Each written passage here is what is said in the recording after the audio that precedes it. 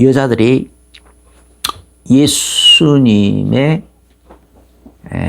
이제 안식 그 첫날, 그러니까 예수님이 무덤 속에 들어가시고 죽으셔서 무덤 속에 들어가서 이제 그냥 세마포로 싸서 무덤 속에 뉘어놨다 그랬어요. 시간이 없어가지고 해가 져버리고 그래서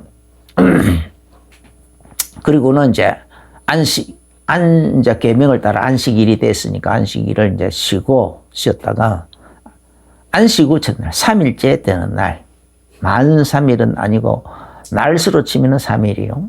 3일째 되는 날 새벽에 일찌감치 가가지고 이제 빨리 이제 하려고 향품을 바르고 뭐 막 이런 거 하려고 갔는데 이미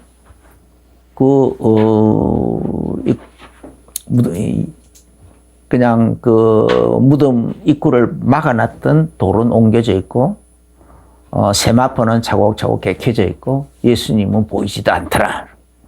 어찌됐지 하고 막 이제 두려워하기도 하고 놀랍기도 하고 막 여러 근심도 하고 막 이제 그러고 있으니까 천사들이 나타나가지고 천사 둘이 나타나서는 어찌하여 산자를 죽은 자 가운데서 찾고 있냐 이 말이요. 죽은 자 가운데서 찾고 있느냐. 이미 살아나셨다. 그리고 너희보다 먼저 갈릴리로 가실 거다. 거기서 너희들도 만나고 가실 거다. 그리고 그것을 제자들에게 가서 다른 사도들에게 가서 알려라 라고 했단 말이에요. 그래가지고 이제 이 여자들이 몰려가가지고 사도들한테 이제 그 얘기를 하는데 이 사도들이 이제 다른 사도들은 이 여자들 하는 말이 허탄하지 보이더라. 아니 빨리 예수님의 부활에 관한 메시지 많이 들었는데 그 말씀을 기억해야 되는데 그 말씀 기억도 안 하고 허탄한 듯이 보이더라. 이미 부활했다라는 그 말씀을 듣고 와가지고 그걸 다시 얘기하는데도 허탄한 듯이 보이더라. 그렇게 보이더라 해서.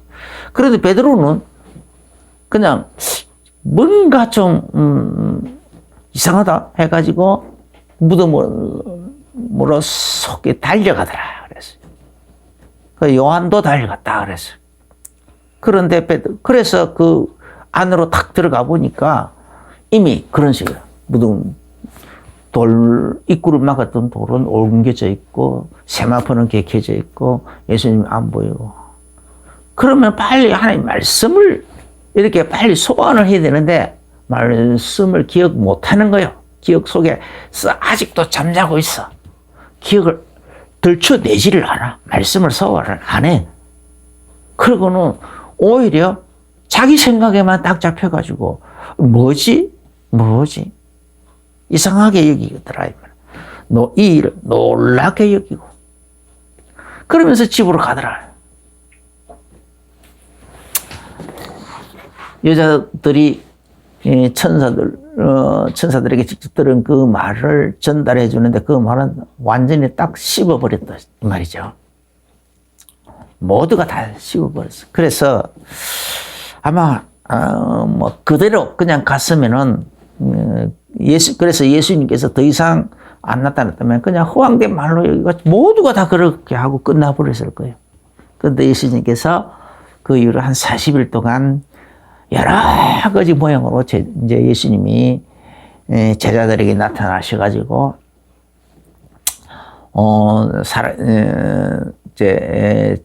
자기가 살아났음을 그렇게 이제 증명도 하고 어떤 때는 제자들에게 토론을 하면서 자세히 가르쳐 예수님께서 죽은 자 가운데서 부활해야 되는 것에 대해서 그것이 성경이 어떻게 구약 성경에 이미 예언되어 있고 그 예언이 이렇게 예수님 부활한 것은 그 예언의 성취라는 것을 예수님이 차근차근 토론을 해서 알려주기도 하고 자세히 가르쳐 주기도 하고 그렇게 하다 보니까 이제 제자들이 낙심해 있던 제자들이 다시 차곡차곡 모여들었어요. 그래서 예수님이 감산에서 이제 하늘로 올리우실 때는 무려 500명이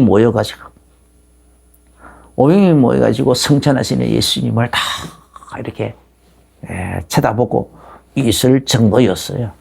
처음에. 지금 이 모습은 이랬지만, 그래서 차근차근 예수님이 무려 40일 동안 차근차근 계속 신방해가, 쉽게 말하면 예수님이 제자들 한 명 한 명을 찾아가서 찾아다니며 신방을 해가지고 또 자세히 성경을 가지고 풀어서 설명을 하고 토론도 하고 하면서 그런 팀 사역을 하시더라 이 말. 팀 사역 전도를 하고 그렇게 해서 제자들을 다시 이렇게 세웠다 이 말. 그렇게 그러다 보니까 그 모인 사람들이 한 500명 됐다. 그러면은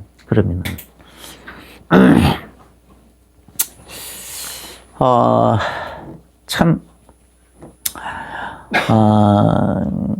이 누가복음 20장 37절부터 38절에 보면은 사람들이 이 사두개인들이 예수님을 찾아와서 뭔가 좀 이렇게 막 따지듯이 좀 이렇게 골탕 먹이려고 질문을 냈어요. 예를 들어 질문했는데 뭐 7형제가 있었는데 마지가 이제 장가 들었지만은 자식이 없이 죽고 그러면 이제 그 율법에 이제 둘째가 그 형제간들이 이제 차례차 돌아가면서 뜻이 그 형수를 통하여 아이를 낳게 만들고 그 아이가 낳으면 그 아이는 자기 밑에 자기 자식으로 호적을 올리는 것이 아니고 죽은 형의 자식으로 호적을 올려가지고 기업을 받아 누려서 계속 혈통이 옮겨가도록 흘러가도록 그렇게 율법에 그렇게 돼 있단 말이에요. 그래서 첫째, 둘째, 셋째, 넷째, 7째까지 다 했는데 7째까지 다 자식이 없이 죽었다라요. 그러면은 그 여자는 도대체 부활에 대해 누구랑 같이 누구의 아내가 되는 거냐? 누구랑 같이 부부가 되는 거냐? 7명이 전부 다 그렇게 됐는데, 그러면 7쪽에 누구냐? 라고, 이제, 자기들끼리 그런 불안 때문에 부활도 못 믿겠다 그러고, 사두개인들은 그러거든요. 부활도 못 믿겠다 그러고. 그런데 아마 그런 것이 아닐까 싶은 생각. 그러니까, 자기들끼리 토론한 것에 답이 안 나온 것을 예수님께 물으니까 예수님께서 아브라함, 모세가 그 떨기나무 가운데 있을 때에 이제 떨기나무 가운데서 하나님을 만날 때에 하나님께서 모세에게 떨기나무 가운데서 자신을 소개를 한다. 나는 아브라함의 하나님, 이삭의 하나님, 야곱의 하나님. 그죠? 너희 조사 아브라함의 하나님, 이삭의 하나님, 야곱의 하나님이라. 그런 식으로 자신을 소개하지 않았느냐. 이미 너희들이 생각에는 아브라함은 이미 죽어서 무덤 속에 다 들어가 있지 않느냐. 이삭도 야곱도 다 이미 죽어서 무덤 속에 들어가 있고 수많은 세월이 흘렀어. 이미 그 뼈는 삭아서 없어졌다. 다 뼈를 삭아서 없어져 버렸다. 그럼에도 불구하고 그런데 하나님은 그 사오기를 내가 아브라함의 하나님, 너희 조상 아브라함의 하나님, 이삭의 하나님, 야곱의 하나님이라고 자신을 소개하고 있다.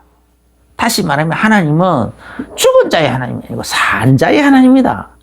하나님 앞에서는 아브라함도 이삭도 야곱도 살아있다라는 거예요. 하나님은 살아있고 살아있다고 여기고 있기 때문에 그 아브라함과 이삭과 야곱의 그 믿음을 가지고 있는 그 사람들과 같은 믿음을 가지고 있는 사람들은 동일하게 아브라함은 누굽니까? 믿음의 조상 아닌가? 그 믿음을 하나님이 의로 여기셔가지고 아브라함이 하는 믿음에 이를 어루 여기시고, 그래서 율법을 다 지켜서 어려워지는 것이 아니라 믿음으로 말미암아 어려워지는 그 법을 세운 거예요. 아브라함은 그 법을 먼저 세웠어. 그래서 믿음의 조상이라고 하는 거예요. 믿음의 조상.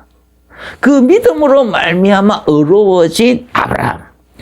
그 믿음으로 자기 아버지의 그 믿음을 그대로 본받아서 그 믿음을 그대로 유업으로 그대로 받아들여서 간직하고 그 믿음 안에서 살아간 이삭. 또 동일하게 그 믿음을 그대로 유업으로 그대로 받아서 그리고 있는 그 믿음 안에서 살아가고 있는 야곱. 그래서 하나님은 그들의 믿음을 그대로 인쳐가지고 그를 인정해가지고 그들을 의인으로 여겼다 이 말이에요. 어렵게 여겼다. 어렵게 여기고, 그래서 그들은 부활의 날에 그들은 육신의 무덤에 들어갔지만은 하나님은 그를 죽은 자로 여기지 않고 사망의 권세에 내주지 않고 산자로 여기고 있다라는 거예요. 하나님께서 그를 산자로 여기고 있다라는 거예요. 살아있다. 그 믿음으로 말미암아 그 영혼은 죽지 않고 살아있다라는 거예요. 하나님의 낙원에서 살아있다라는 거예요.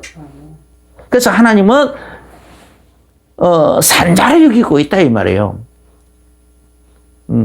육신은 죽어서 무덤 속에 들어갔지만은 무덤 근세에 사망의 군세에게 그 아브라함, 이삭과 야곱은 하나님은 내주지 않았어요. 그 영혼은 낙원으로 데리고 와서 쉬게 하고 있어요. 그래서 하나님이 바라볼 때는 아브라함, 이삭, 야곱은 죽은 자가 아니에요. 살아있는 자예요. 할렐루야. 아멘.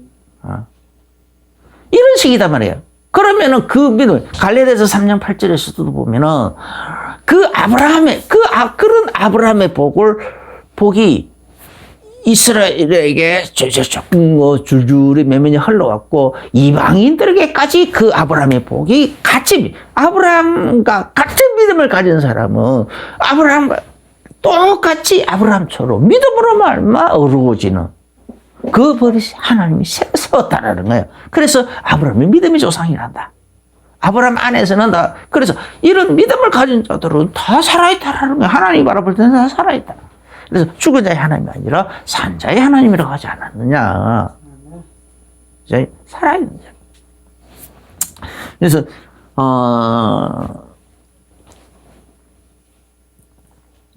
히브리서 11장 9절 10절에서도 보면은 그래서 아브라함과 이삭과 야곱 동일한 약속을 유업으로 받은 함께 받은 이삭과 야곱과 함께 이 아브라함 장막에 같아. 장막. 그래 장막이 있는데 이는 10절에 히브리서 11장 10절에 이는 그가 하나님이 계획하시고 지으실 터가 있는 성을 바랐습니다. 이 증명 그걸 하고 있어요. 그러니까 이 아브라함과 이삭과 야곱은 큰 부자였어요. 그 당시에. 그런데도 성읍에 살지도 않고 벽돌을 가지고 견고한 집을 짓지도 성을 만들지도 않고 집을 짓지도 않고 그리고는 항상 천막 속에 살았어요. 왜? 하나님이 자기들을 위하여 새 예루살렘을 준비하고 있다 이 말이에요. 그래서 그러면 나는 이 땅에서는 나그네라는 거예요. 나는 나그네. 내 육신의 삶이 150년을 살든 170년을 살건 130년을 살건 그거는 그 기간은 나그네 인생이라는 거예요. 나그네 인생. 그래서 항상 야곱이 그 애국 바로왕 앞에 가서 요셉 때문에 바로왕 앞에 가가지고 그 갔을 때에 내 나그네 인생 세월이 하면서 자기 나이를 말할 때 그냥 내 나이가 좀 많습니다 이렇게 하지 않아요. 나그네 인생의 세월이 130년에 이르러 130년 그렇게 얘기하는 거예요.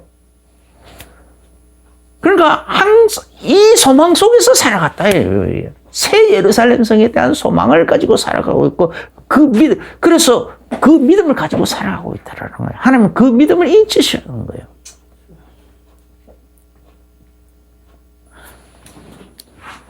마찬가지로 예수님은 그러면은 그렇게 했는데 예수님이 무덤 속에 들어가 있다고 해서 무덤의 권세 아래 잡혀 있는 것으로 생각하고 사망의 권세 아래 잡혀 있는 것으로 이미 잡혀 있어서 그 사망의 권세에 잡혀 있는 것으로 갇혀져 있는 것으로 생각해가지고 그 죽은 자들을 찾듯이 죽은 자들의 무덤을 찾듯이 왜 죽은 자 그 무덤 그렇게 찾느냐 이 말이야 지금 예수 천사가 그리고 책망하는 거 아닙니까?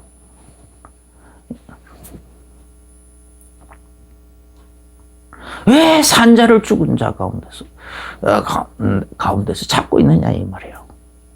그러면 오늘날도 우리는 이걸 새겨들어야 돼요.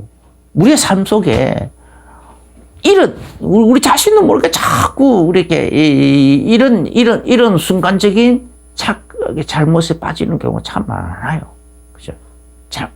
그래서,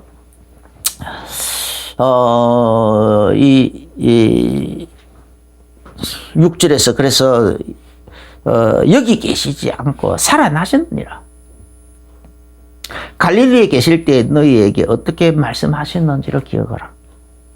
이러시기를 인자가 죄인의 손에 넘겨져 십자가에 못 박히고 제3일에 다시 살아나야 하리라 하셨느니라 한데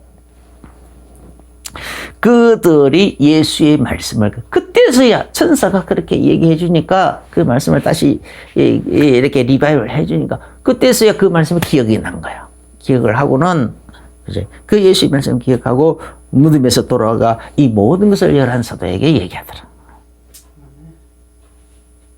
그때서야 비로소 기억하더라. 그러면은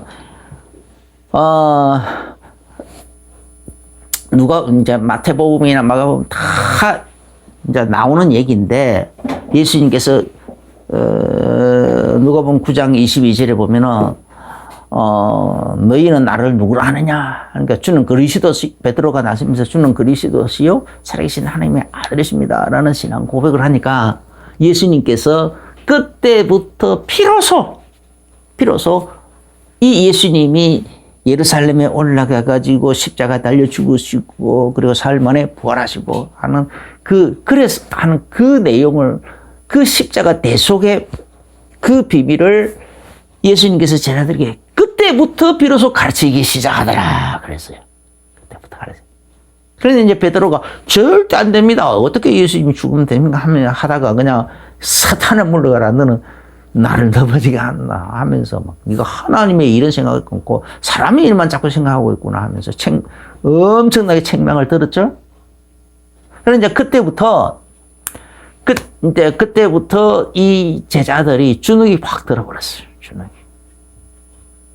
이 제자들 생각하고 예수님이 계속 이게 십자가에 십자가에서 대속 십자가 달려 죽으셔서 삶을 부활하는 이 십자가 대속의 이 복음을 말하는 것, 이 복음하고는 제자들이 마음속에 품고 있는 생각하고는 갭이 있는 거예요. 그러다 보니까 그 말씀이 마음에 안 담겨져.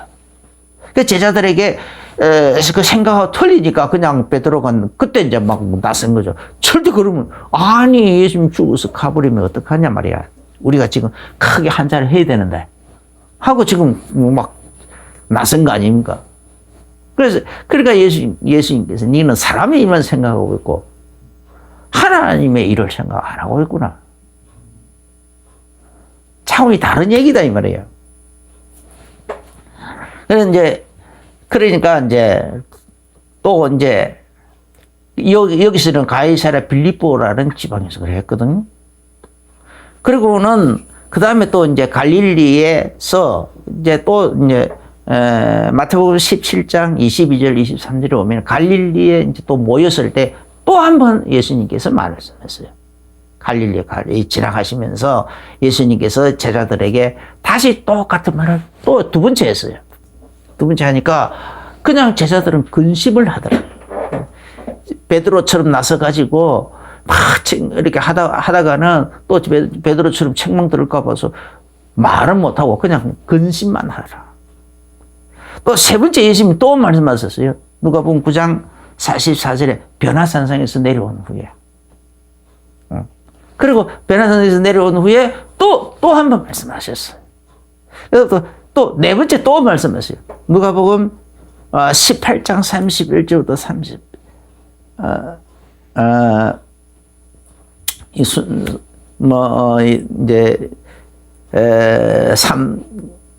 이제 두 번째가 베나산상에서 한 거고, 세 번째가 갈릴리에서 한 거네요. 순서가 바뀌었네. 그 다음에 이제 누가복음 18장 31절 32절에서는 여리고에서 네 번째예요.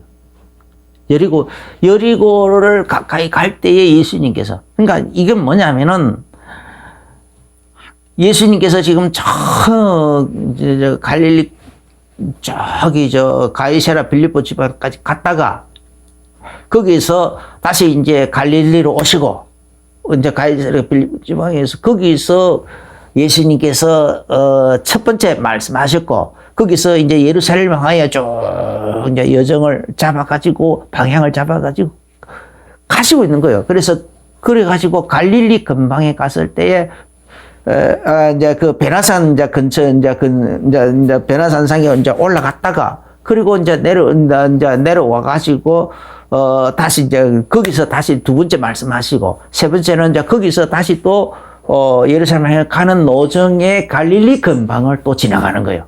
그러니까 갈릴리 근방을 지나갈 때 그때 다시 세 번째 또 말씀하셨어요. 그리고는 이제 거기서 또 한참 이제 가다가 예루살렘 이제 좀 더 가까이 이제 가가지고 여리고 가까이 갔을 때에 그때 네 번째 또 말씀하신 거예요. 네 번째 또. 그러니까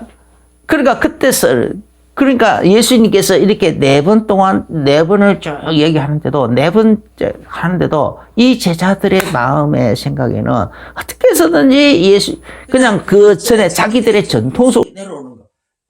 메시아가 오시면은 이스라엘 큰 나라를 세우고 영원히 그 나라는 영원할 거다. 메시아 나라를 세워진다. 그것만 생각하고 있는 거예요. 그러면 거기서는 우리가 크게 한잔을 할 거다. 예수님의 제자들로서 크게 한잔할 거 아니냐. 하여간 그것만 생각하고 있는데 예수님이 십자가에 달려 죽으신다 하니까 이게 근심이 어마어마하게 큰 거예요. 그래서 근심을 하고 자신이 묻기도 두려워하고 있더라. 그리고는 자꾸 자기들의 고정관념에서 매여가지고 이제 예수님이 예루살렘 올라가면은 이제 드디어 메시아 나라가 임하는 거 아니냐 말이에요. 메시아 나라가 임하면은 그때 우리가 누가 더 큰 자가 될 거냐 하면서 자기들끼리 더 큰 자가 되겠다고 다투기도 하고 싸우기도 하고 그랬다니까. 그러니까 예수님께서 이제 너희 작은 자가 성기는 자가 더 작은 자가 더 하늘에서 더 크게 될 거다. 어린아이 지금 자기를 낮추는 자가 더 크게 된다. 그런 말씀 다 하고 그랬죠. 또 세베대의 아들들의 어미, 어떤 여자가 또 나서가지고, 이제 야고보의 어머니라고 그랬어요. 오늘 본문에도 야고보의 어머니 마리아라고 했어요. 그 이름이, 오늘 여기서 이제 이름이 나오죠. 그러니까 야고보의 어머니 마리아. 이 여자가 아주 그냥 치맛바람을 일으켰어요. 두 아들을 데리고 오면서 아들 야고보 요한을 데리고 와가지고 이네 두 아들을 하나는 주의 옆에 하나는 주의 왼편에 앉게 해달라고. 그렇게 막 청탁까지 하고 그랬어요. 그러니까 예수님께서 내가 받는 그 잔을 마시면 내가 받는 세례를 받는 자, 그 사람을 또 그렇게 할 수 있겠느냐 하니까 할 수 있습니다 하니까 그렇게 할진데 누구를 위해 자오피나는 것은 이미 그에게 주실 것이다. 그래서 너희는 오히려 성결한 자가 되라 하고 예수님 또 그런 표현도 주시고 그랬죠. 이런 사건들이 일련의 사건. 그러니까 생각이 딴 데가 있어요. 그냥 메시아 나라. 예수님께서 메시아가 분명할진데 지금 예루살렘에 올라가면은 다 기존 기존 글쎄를 다 박살 내버리고 예수님께서 드디어 나라를 세우실 것이다. 천군 천사들 동원해가지고 그냥 다 박살 내버리고 나라를 세우고 메시아 나라를 세워서 영원한 왕국을 세울 거다. 그 생각만 하고 있는 거예요. 그런 생각을 하고 그러니까 예수님이 십자가에 못 박혀서 못 박혀서 죽으시고 무덤 속에 들어갔다가 사흘 만에 부활한다는 이런 게 대해서는 자기들 자꾸 생각하고 그 말을 들으면서도 그것을 깊이 생각 안 하려고 하고 생각하고 자꾸 밀어내버리는 거예요, 지금. 자기들 생각의 저변에서 자꾸 밀어내고 있는 거예요. 그러니까 그 말씀이 안 담겨 있지를 않아요. 그러니까 이제 예수님께서 실제로, 그러니까 이제 그렇게 십자가에 달리시고, 그리고 이제 하니까 얼마나 마음속에, 마음속 저변에 뭔가 실망이 확 찾아와 버린다. 그 기대치가 무너져 버린 거예요. 야망의 기대치가 무너지니까 얼마나 낙심이 들어와 있겠습니까? 그런 자들에게, 그래 있는 상태인데, 어떤 여자들이 나타나고 예수님이 부활했다. 그 천사들이 와서 갈릴리에서 말씀하신 대로 사흘 만에, 갈릴리에서 우리에게 말씀하신 대로 십자가에 달려 죽으시고, 무덤 속에 들어갔다 사흘 만에 부활하리라. 하여튼 그 말씀 그대로 지금 부활했더라. 실제로 무덤 가보니까 없더라. 그렇게 하니까, 또 그래도 아직도 못 깨놨어. 여러 사도들은 허탄한 듯이 배워. 허탄한 듯이 배워. 베드로는 무덤 속에 베드로하고 요한은 쭈르륵 달려가지고 무덤까지 다 보면서도 좀 놀랍게 여길 뿐이지. 말씀을 그 말씀을 다시 소환 못하고 있어요. 부활에 관한 그 약속의 말씀을 듣고 소환을 못하고 예수님께서 4번씩이나 부활에 관한 그 약속을 해주셨지만은 기어이 소환을 못하고 있어. 그러니까 설교를 우리가 은혜 들어온 중요한 설교들은 한 번 듣고 말면 안 돼요. 적어도 중요한 설교, 중요한 언약에 관한 메시지들은 적어도 수십 번씩 들어야, 한 10번은 들어야 돼, 10번은 들어야 돼. 나도 내 설교를 한 10번은 듣는 것 같아요. 들으면 들을수록, 왜냐하면 내가 설교한 게 아니라니까? 나는 내가 설교한다고 여기지 않아요. 내가 설교를 못해. 나는 성령님께서 딱 나에게 감동을 통해서 이렇게 열어주시니까 하는 거예요. 그러면은 내가 한 10번을 반복해서 듣는 거는 그걸 보는 거예요. 성령님께서 나를 통해서 나에게 주시는 메시지인 거예요. 그리고 나를 통해서 또 이 시대 많은 사람, 나와 관련되어 있는 사람들에게 주시고 있는 메시지거든요. 나는 들으면 들을수록, 내가 한 설교지만은 난 들으면 들을수록 계속 은혜가 돼요. 계속 은혜가 돼요. 그 속에서 성령님께서 나를 통해서 하신 그 일들이 보이니까 은혜가 되는 거예요. 보세요. 예수님이 제자들에게 직접 4번씩이나 말했는데도, 그리고 그 말씀 그대로 됐다고 천사들이 이 여인들에게 와서 말한 거, 그것을 들으면서도 허탄한 듯이 보이더라. 도저히 예수님이 예수님이 그 설교를, 중요한 그 메시지를 기억을 못 해낸다니까. 뭐 때문에 그럴까요? 성령으로 말하지 않고는, 그래서 성령으로 말하지 않고서는 믿음으로 믿어지지가 않는 거예요. 우리가 선입관에 잡혀 있어도 안 믿어져요. 믿음에 많은 손해가 일어나는 거예요. 그래서 어떤 목사님들은 성경에 줄도 치지 말라고 하는 이유가 선입관에 자꾸 매여서 시야가 좁아진다고. 그때 그 시간에, 그 시점에, 그 환경에서 성령님께서 나에게 주시고 다시는 그 은혜가 있다, 감동이 있다라는 거예요. 근데 줄을 쳐놓으면 줄 칠 때 그때의 그 감동에 의해서 머물러 버린다는 거예요. 머물 수도 있다라는 거예요. 그래서 스스로가 그렇게 제한이 되지 않도록 스스로가 선을 끊지 않으려고 일부 줄도 안 친다라고 하는 그런 목사님들도 있어요. 그 정도로 성령님의 은혜에 대하여 은혜에 대하여 그냥 마음을 활짝 열고 있어야 된다니까.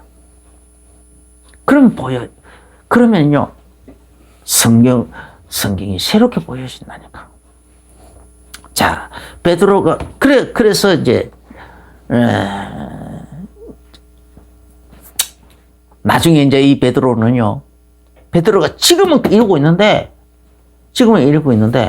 나중에는 그냥 성령 받자, 오순절 성령 받자마자 그때 그냥 그때부터 확 열린 거예요. 그래서 모여 있는 제자들, 그 사람들 이상하다고 여길 때 막 수군선할 때 그 사람들이 나타나 베드로가 막 일어나서 설교를 아주 멋진 설교를 합니다. 사도행전 2장에 한번 보겠습니다. 사도행전 2장 22절에 보면은 이스라엘 사람들아 이 말을 들으라.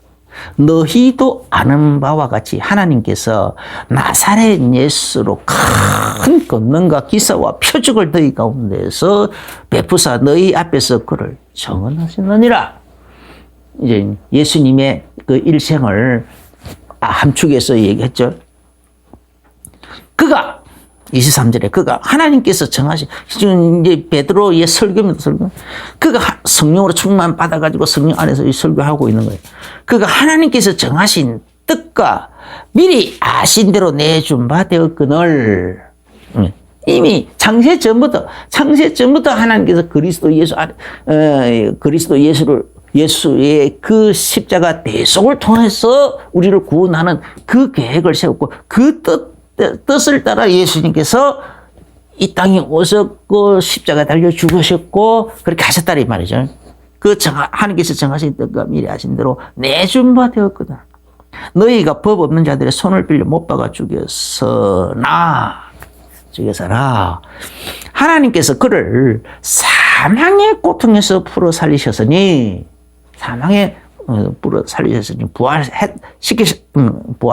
시키셨다. 이는 그가 사망에 매여 있을 수 없었습니다. 그럼 이게 뭐냐?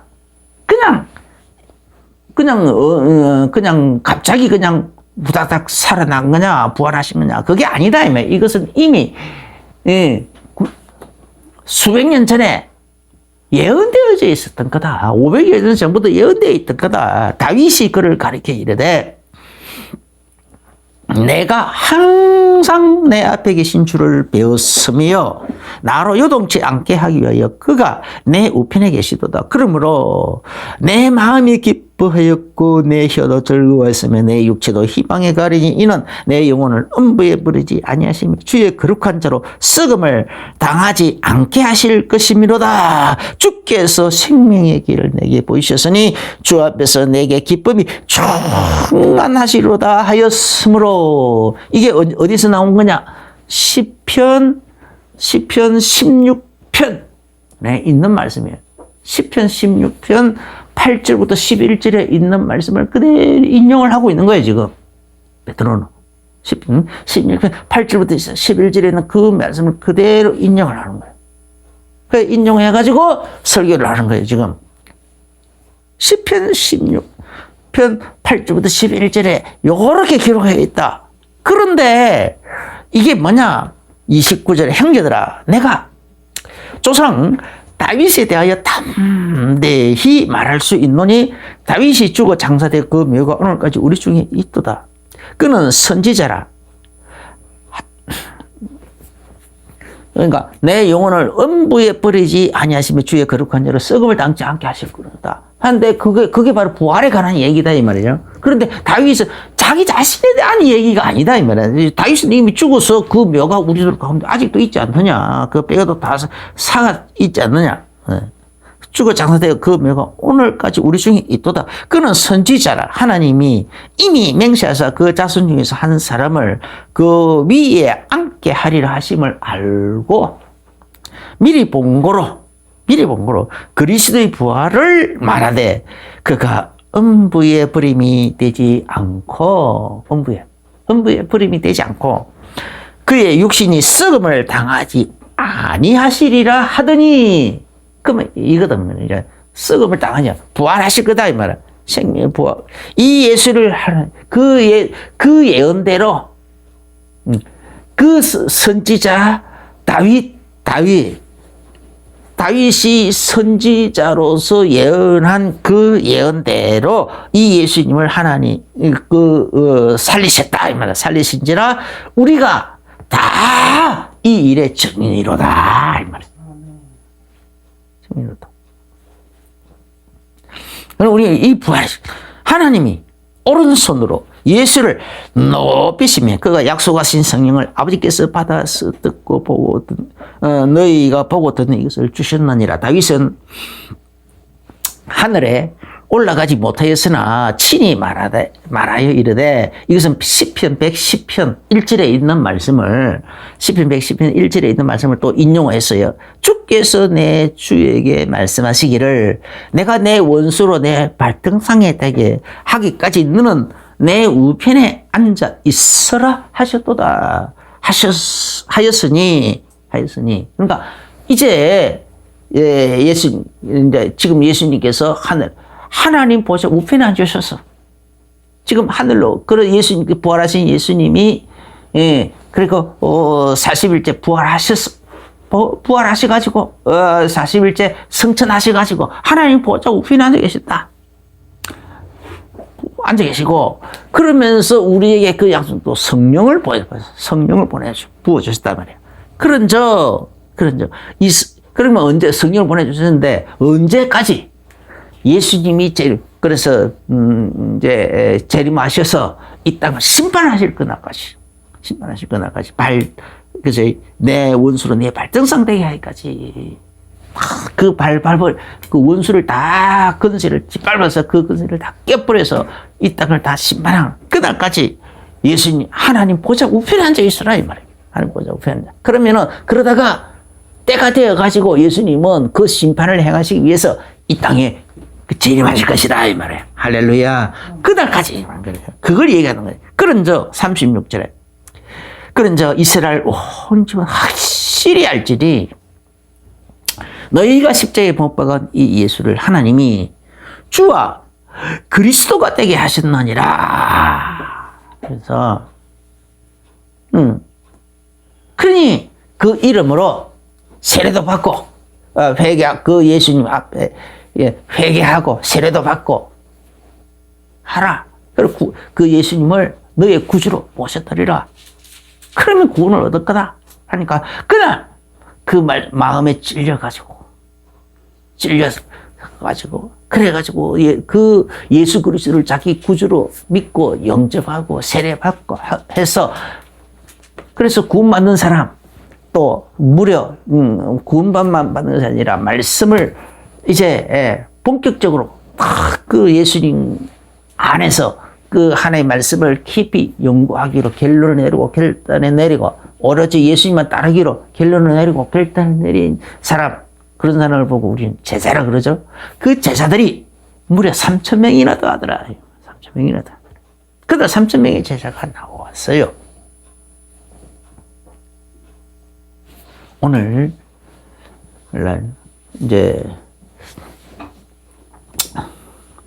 어저께 요즘 이제 영화가 파묘라는 영화가 막 상당히 이제 아마 오늘 중으로 한 1,000만 명 돌파할 것 같아요. 그 파묘가 뭐냐?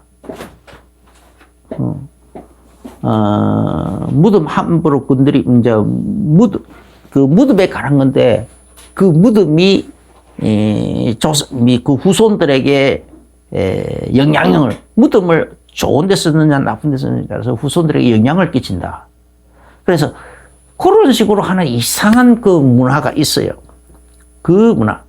그러니까 그 문화를 근거로 해가지고 만든 영화란 말이야, 영화. 그래, 묘를 이제 파낸다. 파묘는 그런 뜻이죠. 우리나라 건국전쟁 그 영화는 116만에서 거의 정체가 돼 있더라고. 거의 숫자가 잘 안 늘어나고 있어. 뭐, 하루에 겨우 1600명, 1000몇백 명 이렇게 되는데, 이 파묘라는 영화는 몇십만씩 이래 하다가, 요즘도 하루에 한 10만, 평일에도 10만 명씩 되는가 봐요.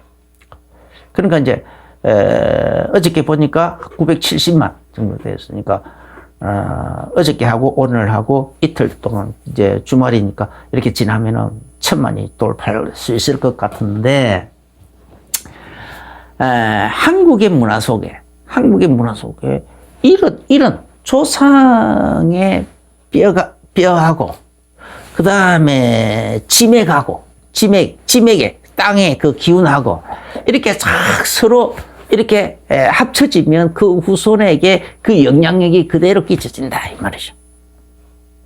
그런데 잘못된 맥이 만나면은, 잘못된 기운을 만나면은 귀신이, 재앙이 일어난다. 이런 식으로 하는 이상한, 문화관이에요. 그것도 하나의 사상관이에요, 사상. 그래, 잘못된 사상, 잘못된 문화. 이런 것이 우리나라에 이미 오래도록 뿌리를 내리고 있어요. 우리나라 부자들은 부자들대로, 가난한 자는 가난한 대로, 이 사상, 자신도 모르게 다 물이 들어있어요. 깊이 배어 있어. 그래서 오죽하면은요, 우리는 지금까지도 대통령 출마하려고 하는데 왜 대통령이 자꾸 떨어지나? 몇 자를 잘못 써서 그렇다. 그랬더니 그 유언비어들 나오잖아요. 그래서 조상묘를 옮겼더니, 어디로 옮겼더니, 그래서 대통령이 됐다. 그럼 카드락하는 통신이 있잖아요. 그런 게. 그게 왜 먹히느냐? 우리나라 문화 자체가 그렇게 되어 있다니까. 문화 자체가. 그래서 못한 사람들은 그 묘를 의리하게 꾸미고 그러잖아요. 아무것도 아닌데.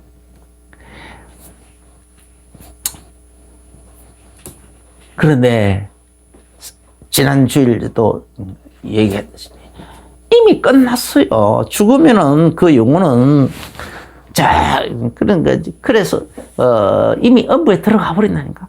예수 안 믿은 사람들은 음부 속으로 들어가 버리고, 예수 믿는 사람들은 낙원으로 가고, 난도져 버려요. 끝나버린다니까. 전혀 영향력을 끼칠 수 없어요. 이런 문화를 왜, 거짓된 문화, 잘못된 문화를 왜 만들었느냐? 사단의 통로로 삼으려고, 귀신의 통로로 만들려고 했단 말이에요. 그래서 거기에 사람들이 매여가지고, 그래서 여기에서 어떻게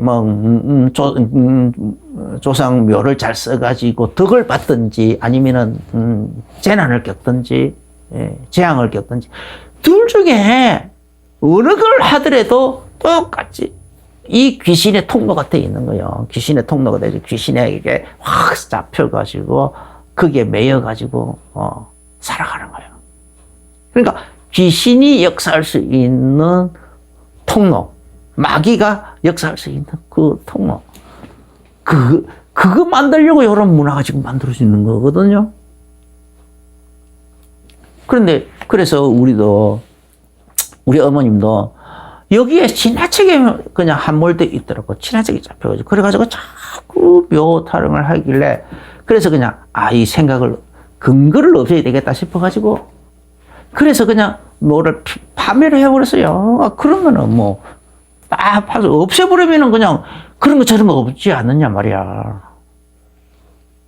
그래서 우리 이제 나도 모르게 나도 이 한국 문화 속에서 자라보다 보니까, 어느새 어떤 때 가끔 한 번씩 뜬금없이 이 귀신이 그렇게 미혹을 하다는 그런 생각을 이렇게 불쑥 생각나게 해가지고 미혹을 하려고 하고 그러더라니까. 진짜 우리 듣는 소리가 있고 하니까. 그래서 그냥 이 근거를 없애야 되겠구나 하여서 파멸을 해버린 거예요. 파멸을 해버리면 근거가 없어져 버렸잖아요. 그럼 좋겠나. 그런 게 어디, 좋은 거 나쁜 거 그런 게 어디냐고. 이미 우리는요, 예수 그리스도 안에서, 예수 그리스도 안에 있는 거예요. 그 예수 그리스도를 나의 구주로 영접하는 순간에, 그죠? 영접하는 순간에 예수 그리스도께서 성령을 우리 안에 들어오시는 거예요. 나는 예수 그리스도 안에 있는 거예요.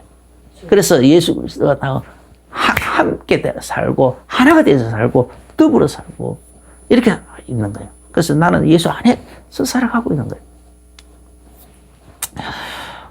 고린도전서 15장 20절에 보면은 그리스도께서 죽은 자 가운데서 다시 살아나서 잠자는 자들이 첫 열매가 되셨다.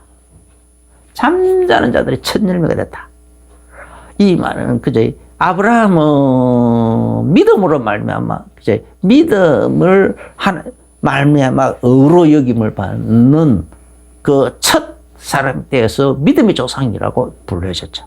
그러면 예수님은 잠자는 자들의 첫 열매, 죽은 자 가운데서 부활하심으로 말미암아서 첫 열매가 되셨어요. 그러면은 부활의 첫 열매가 됐다. 그러면은 이제 마치 믿음의 조상처럼 되겠죠. 생명의 부활의 조상 비슷한 게 된 거예요. 시초가 된 거예요. 근거가 된 거예요. 그죠? 생명의 부활이 있구나. 그러면 우리도 예수 그리스도 안에 있으면 예수 그리스도처럼 생명의 부활을 하겠구나 하는 것에 대한 근거가 되는 거예요. 그래서 고린도전서 15장 이제 21절에서는 사망이 한 사람으로 말미암았으니 죽은 자의 부활도 또 한 사람으로 말미암는도다. 이렇게 하신 거예요. 또 한 사람으로 말미암는다. 그래서 예수 그리스도로 말미암는다. 이제 아담이 범죄함으로 말미암아. 창세기 2장 17절 너는 선악과를 먹으면 정령 죽는다. 했는데도 선악과를 끝내 먹음으로 인해서 죽음이 찾았다. 그래서 아담 안에서 모든 사람이 다 죄인이 되어버렸다. 그렇게 된 것처럼 생명도 마찬가지다. 생명의 부활도 마찬가지다. 아담 하나로 인해서 모든 사람이 죄인이 됐듯이 예수 그리스도를 말미암아서 모든 사람이 이제 생명의 부활도 한 사람 한 분 예수 그리스도로 말미암는도다. 할렐루야. 예, 그래서 22절에 아담 안에서 모든 사람이 죽은 것 같이 그리스도 안에서 모든 사람이 삶을 얻으리라. 할렐루야. 우리는요, 죽어도 죽은 것이 아니에요. 잘한 거예요. 우리는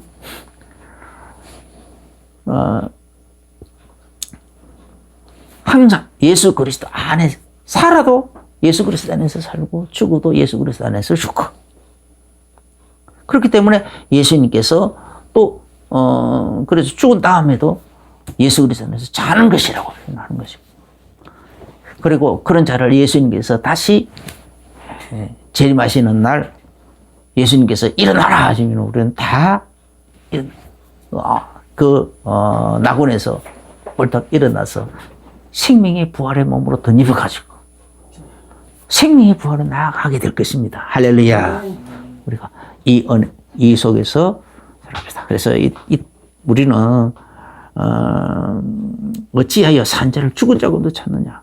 오늘 이 질문 우리에게 늘 던져서 자꾸 죽은 자들, 불신자들처럼 그런 문화관이, 그런 사상관이 불쑥불쑥 우리를 미혹하고 유혹하고 막 온다 할지라도 단칸에 잘라내시기를 예수님으로 축원합니다. 기도하겠습니다. 주 예수님 감사합니다. 오늘 우리에게 어찌하여 산자를 죽은 자 가운데 찾느냐 하는 이 책망을 우리 마음속에 깊이 새기게 하여 주시어서 이 사단이 온 세상 문화를 통해서 끊임없이 미혹하고 유혹하려고 할 때마다 우리 자신을 늘 돌아보게 하여 주시고 우리는 항상 예수 그리스도 안에서 생명 있는 자로 우리 스스로를 구별하게 하여 주옵소서. 그래서 모든 사단의 문화에서 우리 자신을 지키게 하여 주옵소서. 승리하게 하여 주옵소서. 예수님 이름으로 기도합니다. 아멘. 이제는 우리 주 예수 그리스도의 크신 은혜와 하나님 우리 아버지 지극하신 사랑하신 그 성령님의 내주 인도 교통 충만하신 그 은혜가 오늘 말씀을 받으면서 아멘으로 하다하며 마음의 중요한 결론과 결단의 내림에 나가는 모든 성도님들에게 이제로부터 영원까지 항상 함께 계실지어다. 아멘.